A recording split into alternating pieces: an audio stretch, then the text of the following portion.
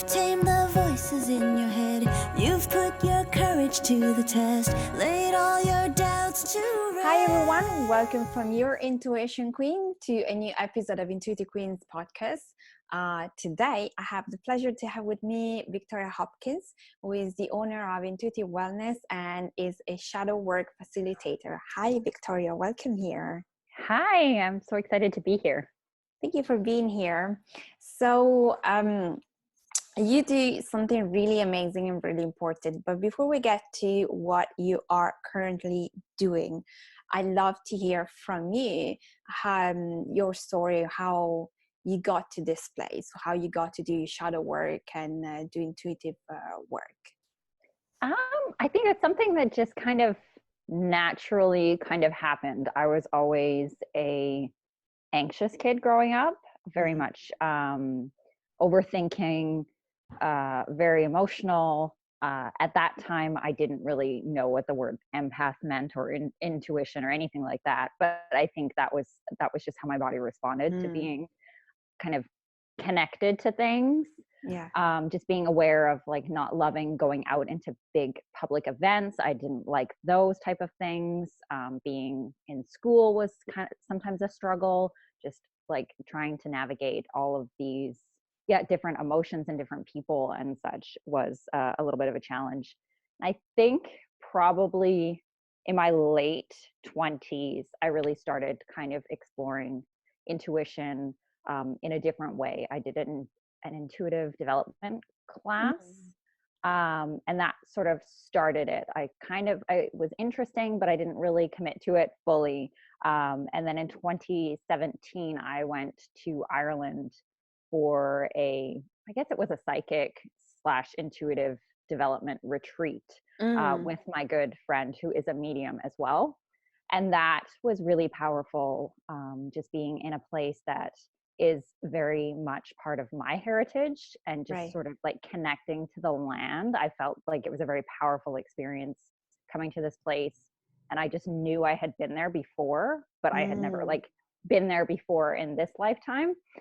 So, and then just seeing some of the things, because we stayed in a castle, as you do when you're in Ireland, right?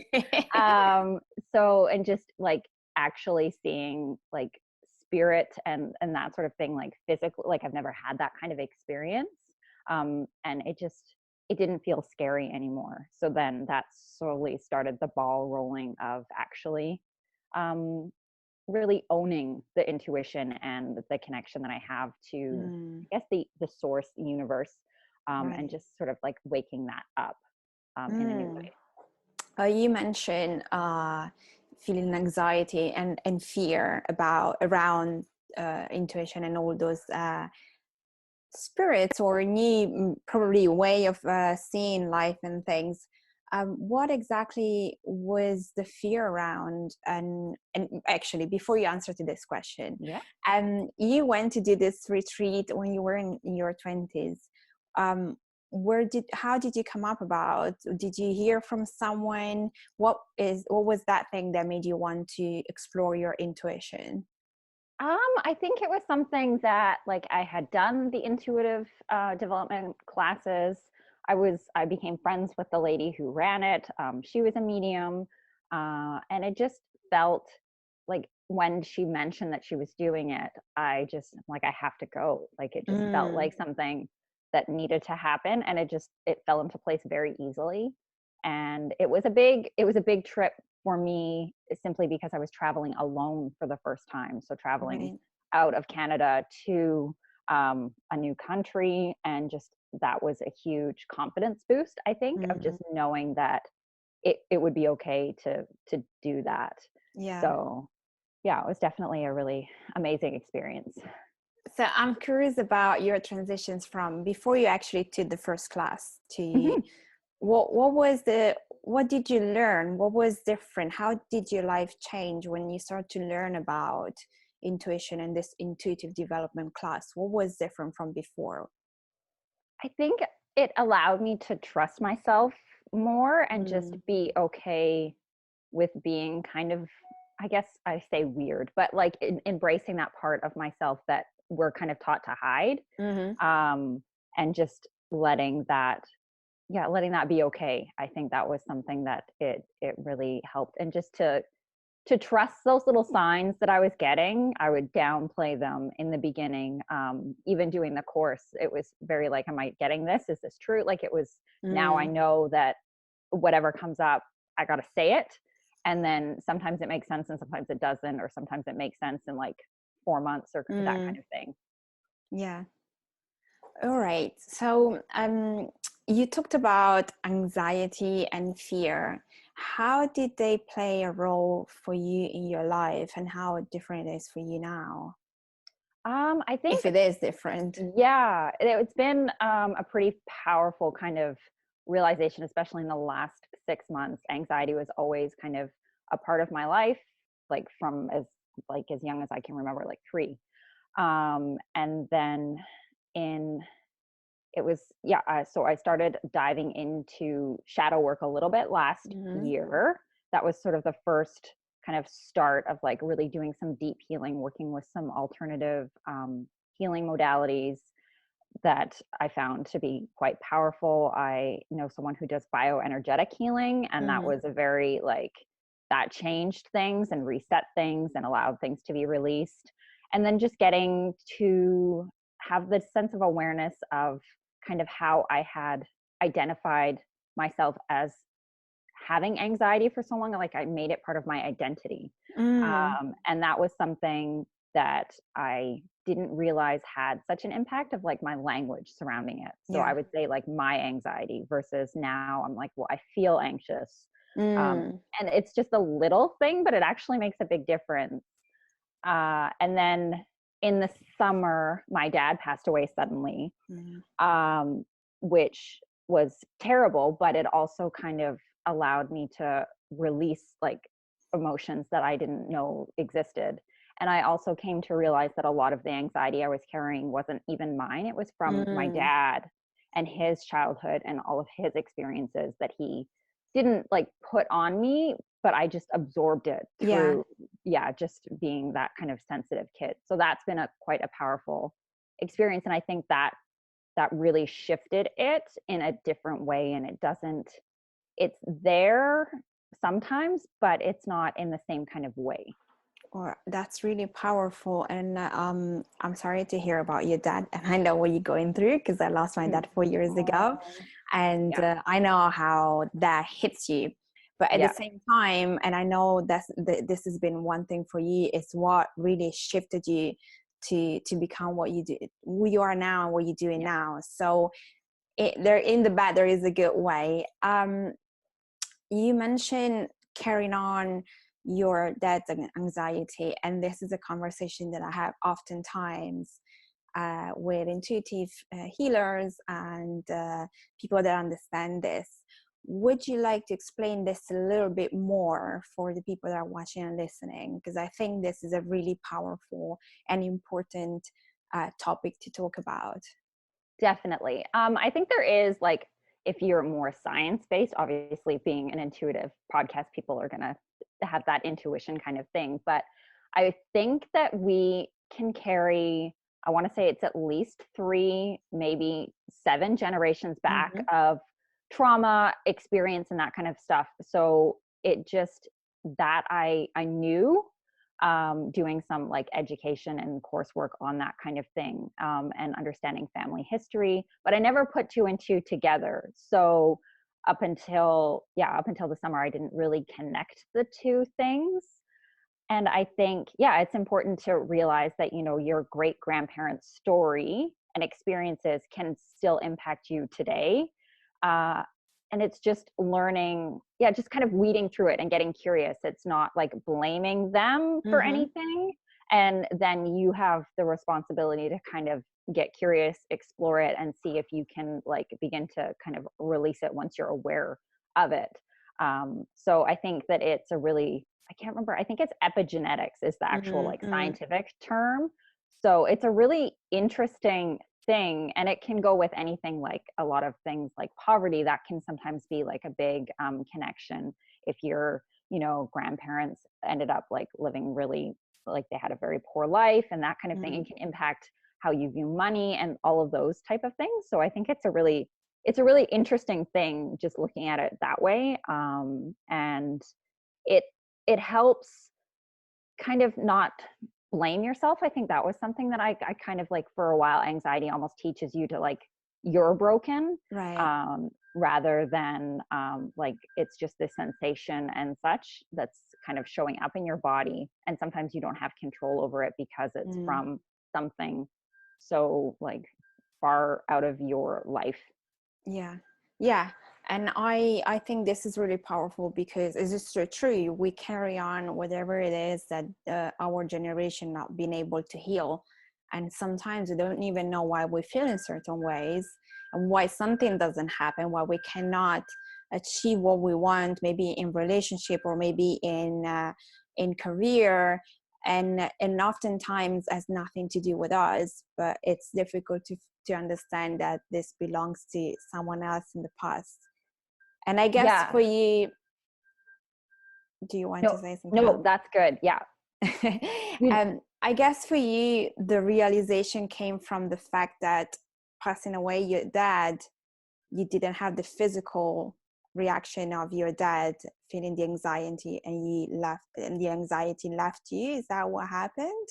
I think it was just doing, like, I did a lot of healing in that Mm, time, and obviously like going through active grief, as you know, you're very vulnerable. I feel like yeah, you're kind of like, everything is like, you cannot just hide things, like yeah, you're just too tired. So yeah. I think that was yeah, I just, in one of my healing sessions, I was just like, this isn't even mine. I just like, I Mm, finally realized that it just, like, this is coming from him. mm, And I don't fault him for it or anything like that, because obviously, like, as a child, he had some horrific stuff happen to him, so it makes sense. And I think that's something that is quite a powerful thing, is that it kind of it doesn't excuse behavior from people, but it can yeah, explain, oh, that could be why they're behaving like that. yeah, So I think it's just another tool in the self-awareness, like, another self-awareness tool for you yeah. to work with. Yeah, and I think I like that you mentioned don't blaming Hmm. whoever it is that you're carrying something from, because it might be, you've been carrying on anxiety or whatever it is, other feeling that might have made you feel low or whatever. And then once you realize where that can come from, it's very easy to say, oh, it's her fault, it's his fault. While actually as you said, is the tool to allow you to understand more, and Hmm. therefore also change the way you see that person and you behave to that person. And that also, I guess it's also a way to stop triggering you when that person behaves in a certain way, because that's his or her story, not yours.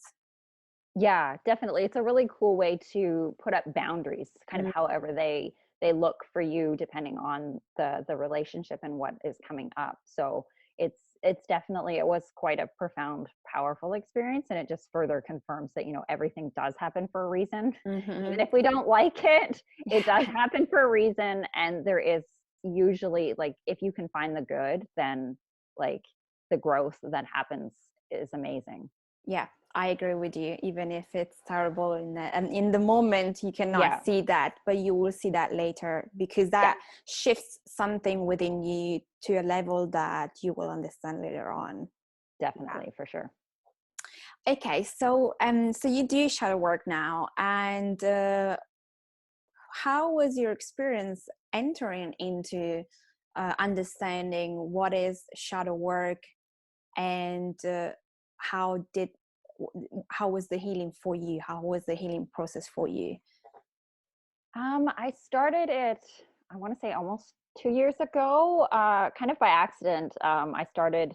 I was just tired of feeling anxious. That was my kind of goal of, like, get rid of anxiety, Mm, which probably, now that I can see, wasn't necessarily like the best, like, intention behind it, but it kind of started things. So doing that, I worked with a number of different healers, doing different, like, I tried EFT tapping and all of these different types of modalities that were really quite powerful in releasing emotions. And then mm, just doing that, it allowed me to get comfortable with feeling emotions and recognized that they were there to tell a story, and they weren't like bad or good. They were just coming up to either show me where I was in alignment or where I wasn't in alignment.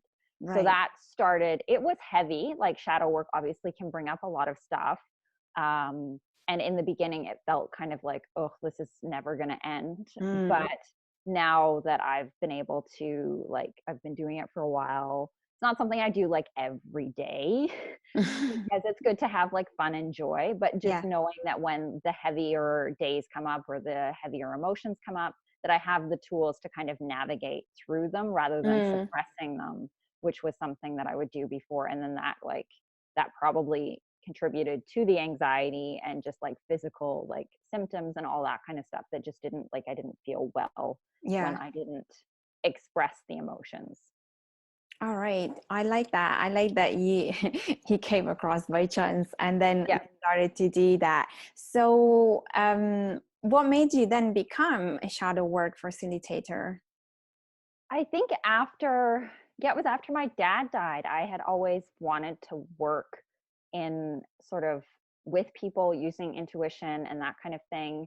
I didn't really know where or how. And then suddenly that kind of like, oh, I can help people facilitate their journey into shadow work, where I share kind of the tools that worked for me, how like what I have done that has been quite helpful, and then hopefully empower them to explore their shadow, either with me or just to have the tools so that they can do it kind of on their own.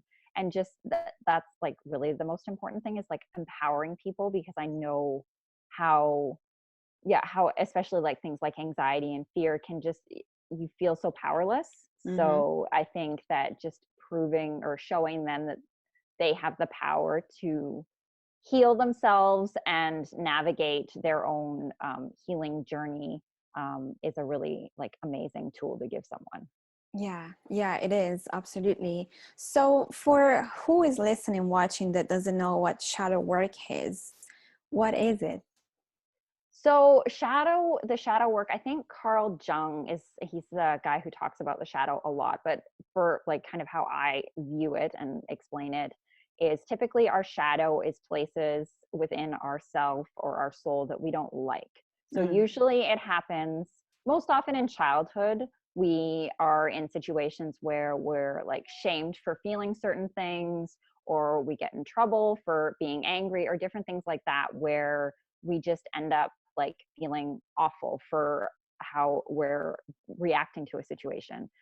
And it's just, those are the things that can, we can store in our body and not even know, like in our subconscious, and just not even be aware of it. And it can be things like, often you think it might just be like this massive trauma, but anything that impacts you today can be a trauma. So it can be the smallest little thing. For whatever reason, when you were 7, you internalized it and made up this story about it, about how you're a bad person and all of this sort of stuff. And then you still carry that. So getting curious and uncovering, oh, well, that's why I'm behaving this way, because of, somebody said something when I got mad and I was like, oh, I'm a terrible person.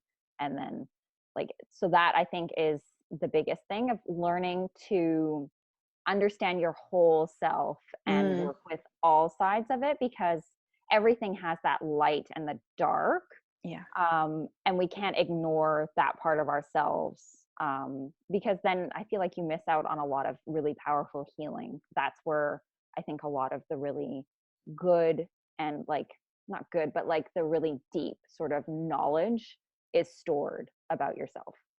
Yeah, and I agree with you. Everything is stored in our body. Emotions, bad emotions, good emotions. Yeah. And somehow they stop you from moving forward. And the thing is that we don't actually know. And when we don't look at it, they become some sort of pain or disease. So this is why it's also very important to do some shadow work and really understand what's going on. But I guess that it's really difficult to realize what is it when that is holding us back from when we were children, because I mean, so many things we have forgotten, so many things we don't think are important. What would you say is a way for you to understand what is it that is stuck somewhere in your body that is holding you back? I think the biggest thing that I found the most helpful is a lot of, like, I did a lot of journaling, a lot of self-reflection, and just getting curious with what comes up, paying attention to emotions. And sometimes you don't even need to necessarily go back to this situation that happened in childhood, but just being aware of, when I'm in this situation, this emotion comes up, and then kind of getting curious about, well, what thoughts do I have when I'm in this situation? Where do I feel this emotion in my body, and that kind of thing. So just getting that sort of curiosity, that's Mm-hmm. like a huge thing. And creating space for stillness so that you can kind of reflect and just know how your body feels when you're not being like stimulated. So I really love meditation. It's a lot of trial and error, I find. So like what works Yeah. for me might not work for someone else. So trying out things like meditation, obviously there's other things that you can do that I have found helpful, like EFT tapping, different types of healing modalities that like clear out stuff like Mm-hmm. energetic work and such. But I think journaling has been a quite a powerful tool just to get the thoughts or emotions kind of out of your body, and then you can physically like see what you're feeling by like reading back what you wrote. Yeah, I think journaling is really powerful, and I feel that also there is a big power when you actually write whatever it is that is coming up to your mind, and however you feel or anything like that. Once you have it on paper, written with your handwriting, it has such a powerful impact on you. And as you said, once you see that, you're like, oh, all right. So you notice then next time you feel in that way, you notice where you are and if the situation is similar. Yeah, really, really powerful. Okay. So who do you work now? So do you work with women? Who are your customers? I think it's generally like I find women are more so in Mm, the intuitive, like obviously anyone who would be curious of like working with their shadow, I'm open to anything, but it seems to be statistically more often women who are just mm, have that connection. I think it would be super cool. And I think a lot of men are kind of waking up as well, which is yeah. amazing to see. So I think it'll be powerful to see the shifts that are coming in the coming years. But yeah, it's primarily women. I think usually roughly between 18 to like and any time after like any age after 18, kind of I find when they're just kind of searching for Mm, things. Um, and yeah, it's been kind of all over the map. Oh, amazing, amazing. So where can we find you? I am on Instagram a lot. So Instagram, mine is at Victoria underscore intuitive wellness. Mm-hmm. And from there, I have links to everything. So my website is linked there. The couple workbooks that I have for free are linked there. I find that that's just the easiest place. And then you can kind of jump off to all of the places within the link in the bio.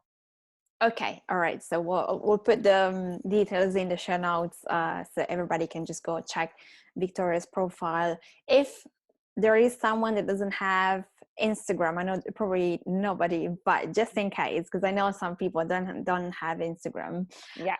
Where can they find you if they want to work with you? My website is Victoria Hopkins intuitivewellness.com. It's kind of long, but obviously you'll link it in the show notes. And there, again, there's all of my information is available within that. You can email me, all of that kind of stuff if you have further questions or anything like that. Okay, good. So put the website on the show notes. So whoever doesn't have Instagram, you can still get in touch with Victoria anyway. Awesome. um, what is your advice for who is listening and watching that either feels called to work on their shadow or feels like this is resonating but feels afraid? I think the biggest thing is just to get, well, curious is the big thing of like, and curious without judgment, I think is the really like the most important thing of like, don't judge how you're feeling. If you're feeling anxious, if you're feeling angry, all of those things are okay to feel. And it's something that it took me a while to be like, oh, it's fine that I feel like this. Sometimes our behavior that, you know, follows the emotion can get us into trouble, but feeling those things is okay. It's okay if you're like feeling heavy or just like not, not sure what direction to go. It can feel like it's gonna last forever, but I promise that it won't last forever. So I think that's the biggest thing is that like don't judge yourself for how you're feeling. And if you're struggling, it's like obviously do your best to kind of reach out as best you can. And then those who aren't struggling, reach out to people who you know your circle, and support them as best that you can as well, is a really important piece, I think. Yeah, I agree with you. I think, yeah, having a support circle is super, super important, because sometimes we think we can do everything, but it's not true. And asking for help, or just, you know, wanting to hear something nice in a moment that is low, it's important, and can change your day and how you feel in such a powerful way, that is important to have people that understand you and can help you in those moments. If you don't want to do, if you're not ready to do deeper work, or you just need like a nice lift up. Yeah, definitely. Okay, well, thank you so much, Victoria, for being here. It's been such a pleasure. Yeah, I'm grateful. Thank you so much for this opportunity, and I'm really happy to connect with you and your audience. I'm super excited to spread more knowledge about shadow work and how it's been a really powerful changing experience. Yes. And for everybody that is interested in working with Victoria, everything is going to be in the show notes. So please do check her out. If you feel cold or not, maybe you just feel interested, or you feel you want to work on your shadow. Shadow sometimes can be seen as a bad word. It is what helps you to see the light. So there is nothing to fear in that. Just really getting started and then getting comfortable in doing that. So thank you so much again, Victoria, and I'll see you next time. Thanks. Hey everybody, I hope you liked this episode, and I hope you like what Victoria shared with us. If you feel drawn to work on your shadow, please do get in touch with her. Everything is on the show notes, so you can easily get in touch. I hope you liked this episode, and if you did, please do subscribe, share it, and talk about it with your friends. And I hope it helps you in some kind of way to uncover a little bit more about yourself and help you move forward. I am so passionate about helping you to rise up and find your purpose, find your light. And the more we do this, the better this world is going to be. So if you feel drawn to work with me, or if you just want to have a chat and see where you're at and what possibility are in your future, and how to tune into your intuition, as you know, I have a free discovery call of about 30-40 minutes, and we will talk about your current situation, what's going on, what you would love to do, and how you can get there. And you can find the link to book my call on the show notes. So you can also go to my website, theintuitionqueen.com. Otherwise, you can find me on Instagram, Facebook, theintuitionqueen.com.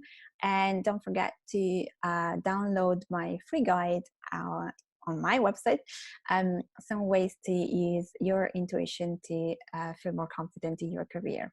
Well, I hope you enjoyed it, and I will see you next week. Ciao. Your future's at the door.